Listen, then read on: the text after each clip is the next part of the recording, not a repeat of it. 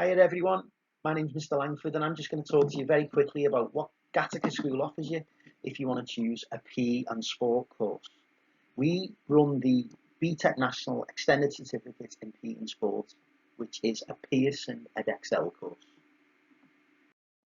Course layout. There's 4 units in total. Unit 1 is assessed with a traditional exam, which is 1.5 hours long, which takes place in the January of year 13. Unit 2 is a scenario-based exam, which is 2.5 hours long, which is broken down into part A and B. After part A, you have a 2-week spell where you produce 4 pages of notes, which are allowed in the exam with you to support you. Units 3 and 4 are internally assessed units where coursework is produced and the teacher will mark the work, and then samples of the work is sent to an external moderator who checks our marking. Okay, a bit more about the course. It's equivalent to 1A level, and this course is run by Pearson. Pearson described the course as a broad basis of study for the sports sector. This qualification is designed to support progression to higher education when taken as part of a programme of study which includes other appropriate Btec Nationals or A-levels. We choose to do this course because it suits we think it really suits our pupils. It combines both traditional exams, scene and scenario-based exams, and also coursework. So we think the variety that you get in the assessment methods really suits our pupils, and also gives the pupils variety, which we like. The qualification grades available: the highest grade you can get on the course is a distinction star. Then after that it goes distinction, merit, pass, and unclassified, which obviously you'll be trying to get as high up as you can in those list of grades. Okay, just in terms of how the grades are awarded on this course. So points are available depending on what grade you get for each unit. So units 3 and 4 are smaller units and are taught over a shorter period of time. So units 3 and 4, you require 60 guided learning hours to complete that unit. And if you were to get a distinction on that particular unit, and in units 3, for example, if you got a distinction in unit 3, careers and sports industry unit, you would get 16 points for that unit. If you were to get a pass, you would only get 6 points for that unit. And the same goes for unit 4, which is the sports leadership unit. That those points are available depending what grade you get. However, if you were to in the units 1 and 2, you would get higher amount of points because there's more guided learning hours. They're bigger units. If you got a distinction for unit 1, for example, you would get 32 points for that. Where if you got a pass for unit 1, you would get 12 points for that.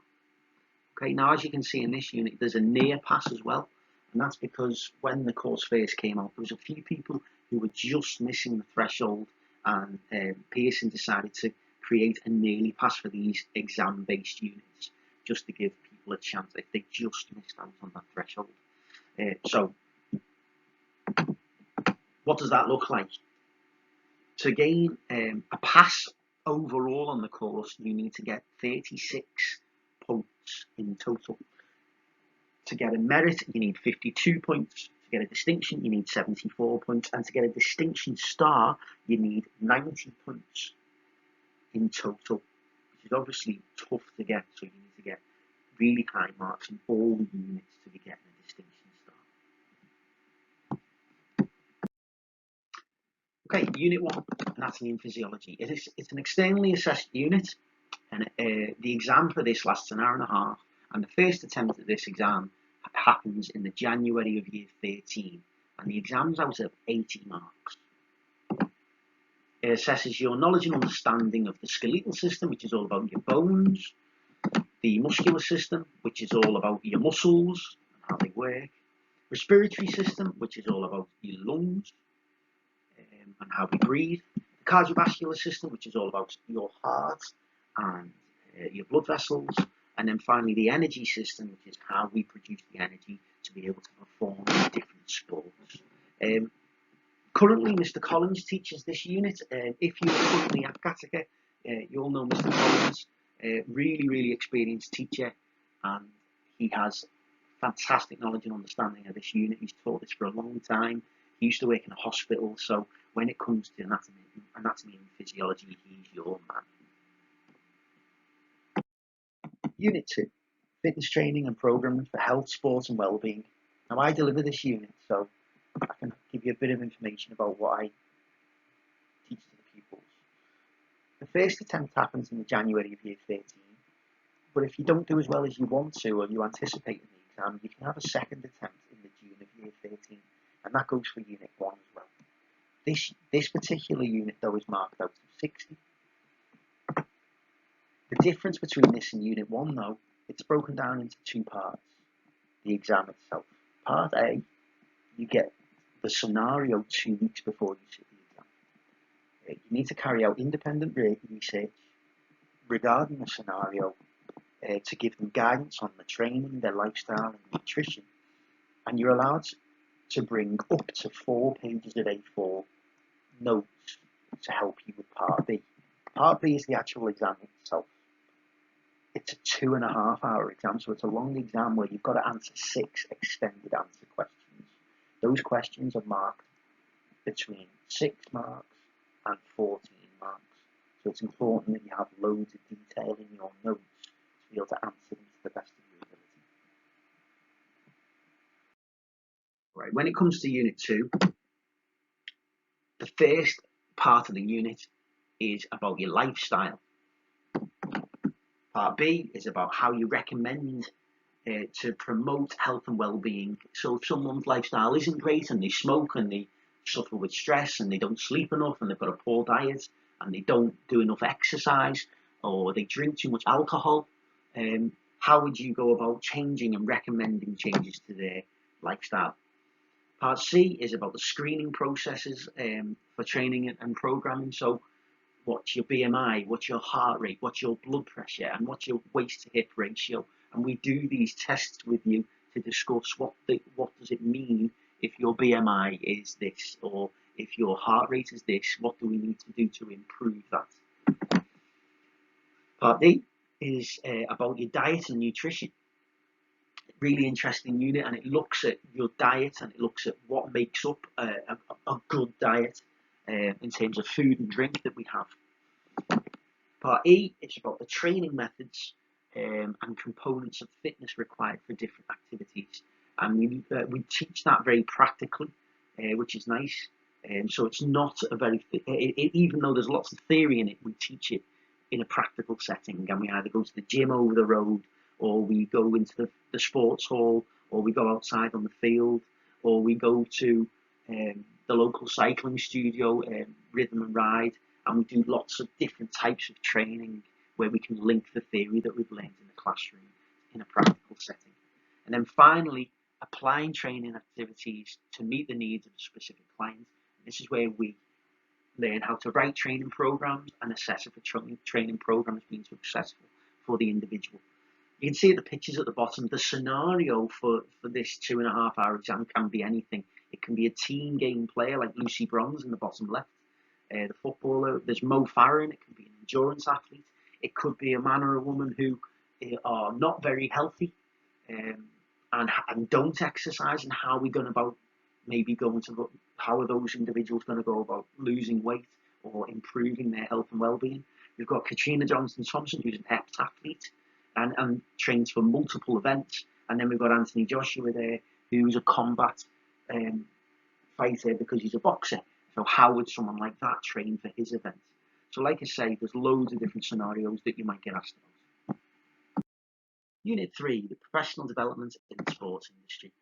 It's an internally assessed unit which runs from the September of year 12 through to June time of year 12, and the teacher marks this unit.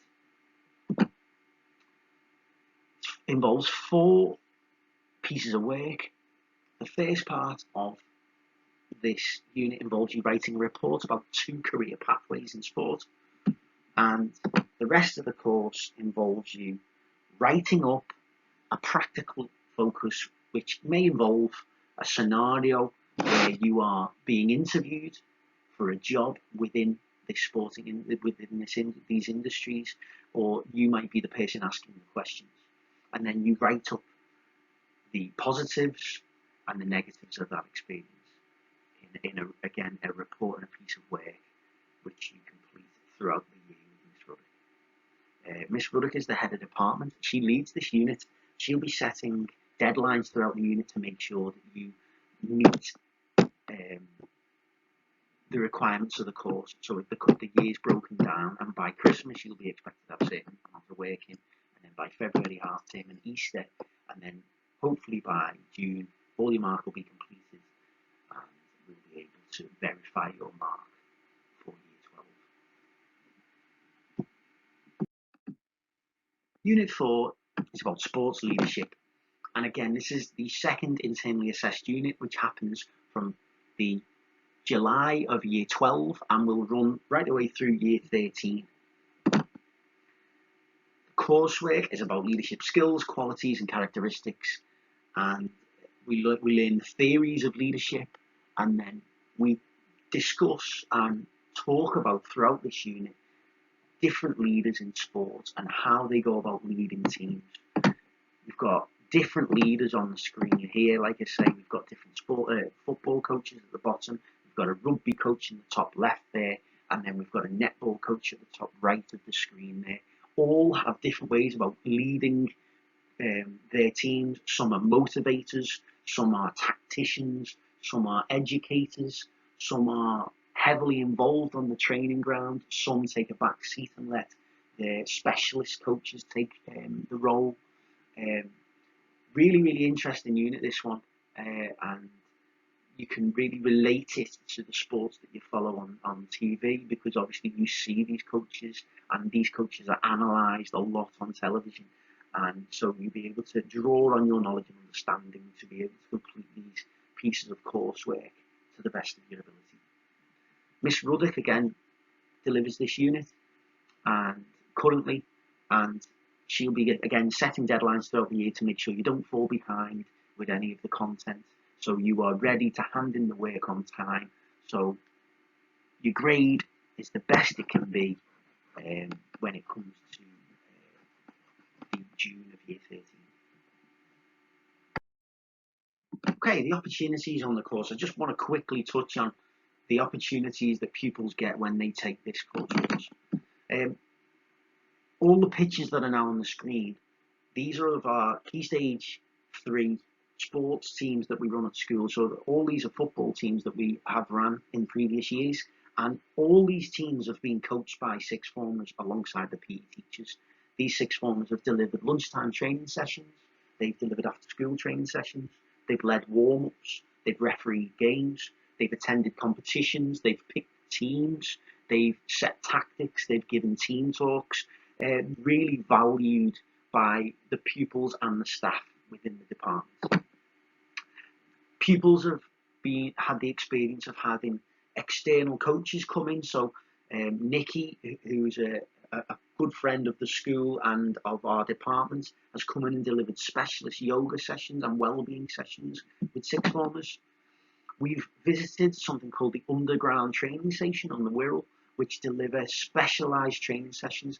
The man who owns and runs this company used to work for the England rugby team and is working at high-level elite sport, and their training facilities are second to none and a real valued and an interesting experience for the pupils when we go there. We use other external gyms that are local to us. In Belvale, we use what was Exercise for Less. I think it's turning into JD gyms now. So we've used them to deliver specialist weight training sessions with you when we're delivering certain aspects of the course. We've used Rhythm and Ride, which is a local cycling studio, which deliver fantastic endurance cycling sessions. So again, a really good experience for the pupils. to deliver certain aspects of the course. And then we've also been to the Rise Yoga Studio, which is in the south of the city, where we've done some hot yoga sessions with, again, other specialist coaches from outside school. So they're just a few of the practical opportunities that go alongside choosing this course. Thanks for listening, everyone. I hope I've been able to answer all the maybe questions you might have regarding the course. If anyone has any more burning questions about the course, please feel free to contact us. Our phone number is on the top of the slide there. And then if anyone wants to email us, my name's Mr. Langford. I'm one of the teachers on the course. Or please feel free to email any of the teachers that deliver the course, along with their head of department, Ms. Ruddock, who can answer any questions in maybe more detail. Okay, thanks for listening, everyone. Hope to see you very soon. Take care now. Bye-bye.